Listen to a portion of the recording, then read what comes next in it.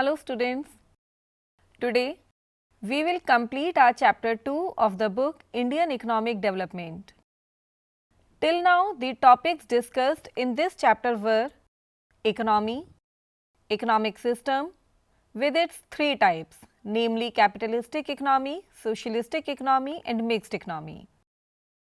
Next topic discussed was plan and the basic 4 objectives behind each 5-year and 20-year plan. Then agriculture sector, its importance, problems, reforms and government policy regarding it. Then we did industry, its importance. And the topic industry continues in this lecture also. Now in respect of industry, it is equally important to know what is the meaning of small scale industry and how it contributes in the growth of an economy. The Government of India defines a small scale industry in terms of investment ceiling in assets of a unit. This investment limit has changed over a period of time. Initially in 1950, an industry was considered as small if its investment in asset was maximum rupees 5 lakh. Then it was increased to maximum rupees 1 crore.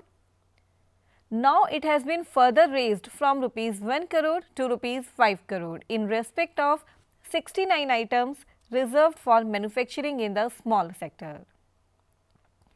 Some features of small scale industries are that FSIs are labor intensive.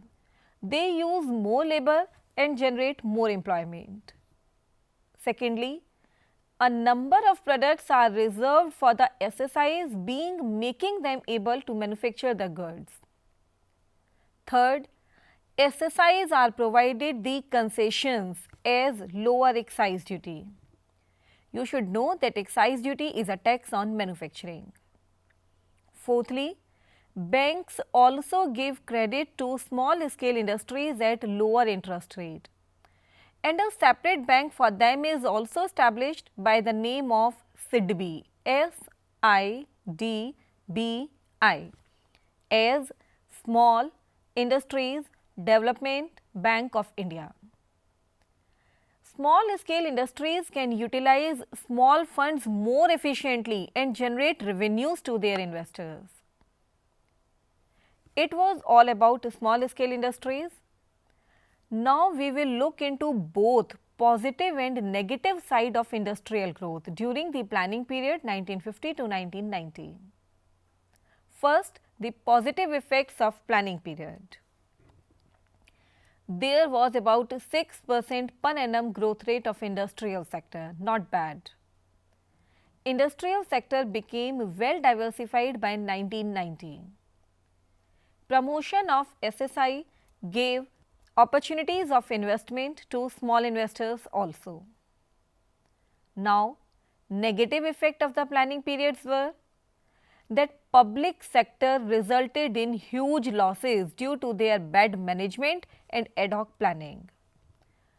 Also, domestic production could not meet the international standards in quality.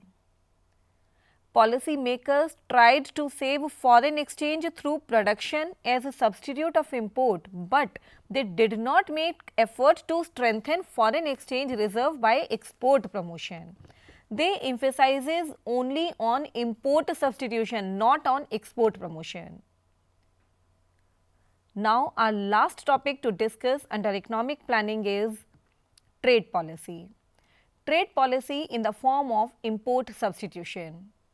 Before we go into this, we should know why this policy was needed and what is this policy, how it works, how it helps in the growth of an economy. Actually, India's imports bill were increasing by 84.5% from 1950 to 1960 due to increased import of food grains, raw material, capital equipments and machinery. India's dependency on import was rising. It resulted in deficiency of balance of payment. Due to this deficiency, foreign exchange crisis began and developed a lot. This situation was going to be more worse as import prices of petroleum, iron, steel, fertilizers were continuously increasing. Therefore, India had to take a large external help from International Monetary Fund IMF in terms of borrowings, which increased debt liability on India many folds. Therefore, to correct this balance of payment deficit of country, various policies were introduced like export promotion. Because if we will export more, then our balance of payment may be in surplus. Second policy was adjustment of exchange rate. Third was fiscal and monetary reforms. Fourth is structural reforms and fifth is import substitution.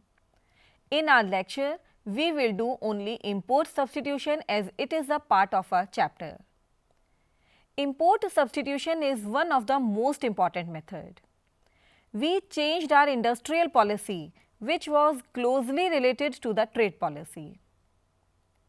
In the first 7 plans, trade was characterized by inward-looking trade strategy.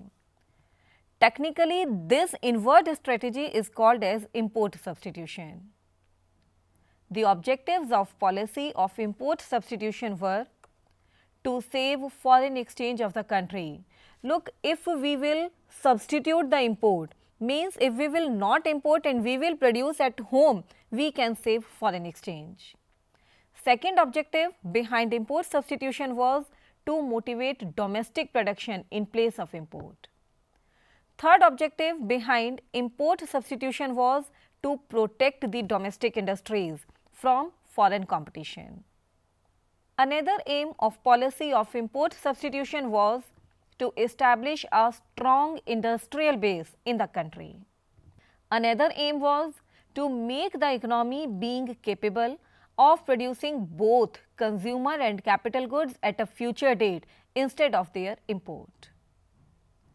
There was one more aim behind import substitution, and that was to achieve self-reliance. If we will not import, we will produce at our home, we will become self-reliant. Protection from import was in two forms, tariff and quotas. Tariff means to impose tax on import so that the imported goods become more expensive and their demand is discouraged. As law of demand also says, when prices become high, their demand falls. In the same way, if we impose tax on imported commodity, then imported commodity will be expensive and its demand will fall.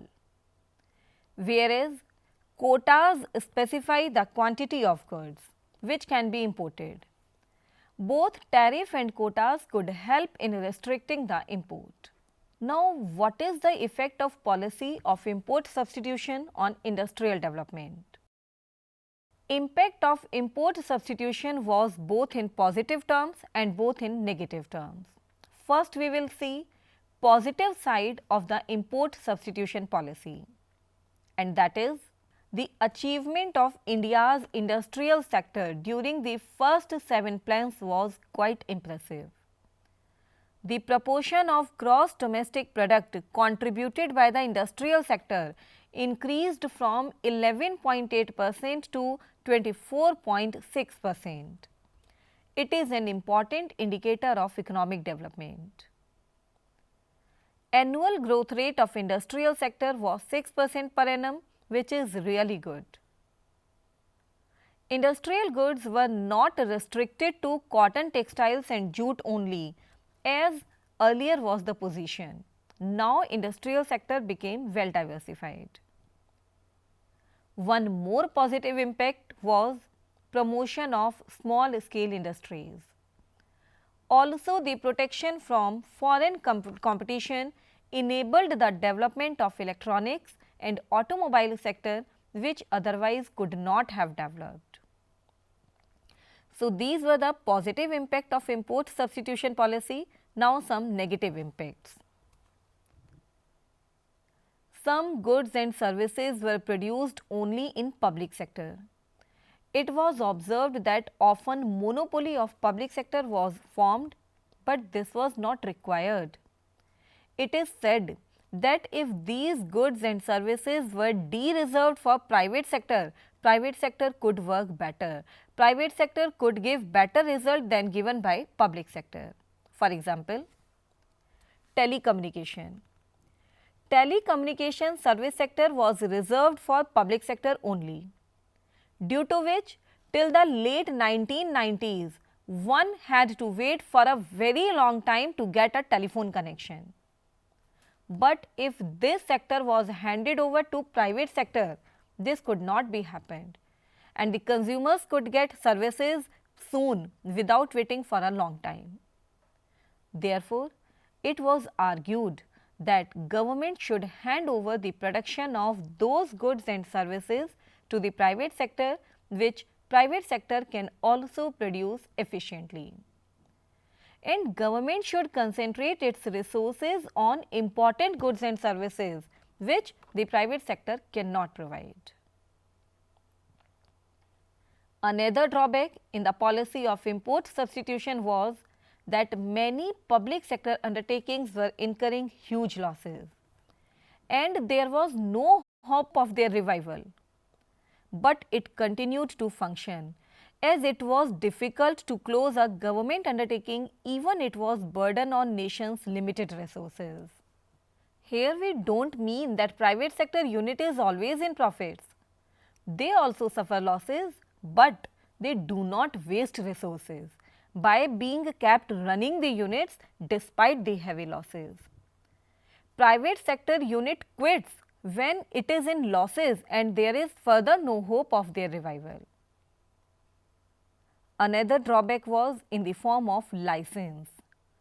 There was a need to obtain license to start an industry. It was okay.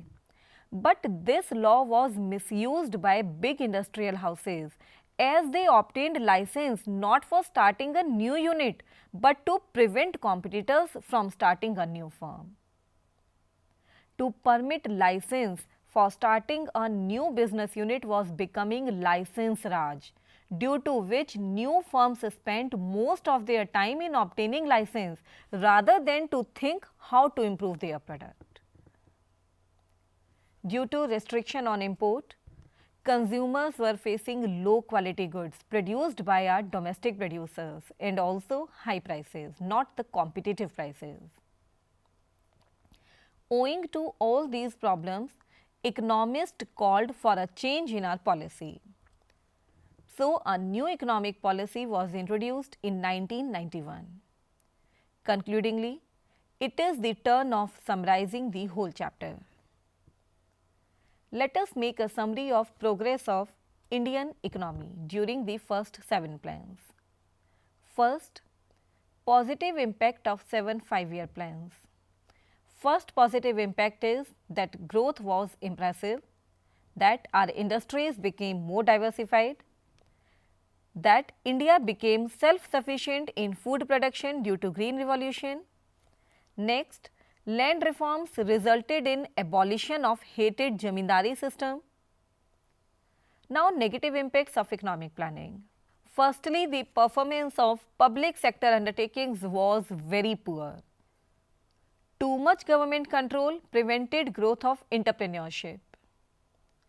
Our policies were only inward oriented and there was no focus on development of strong export sector.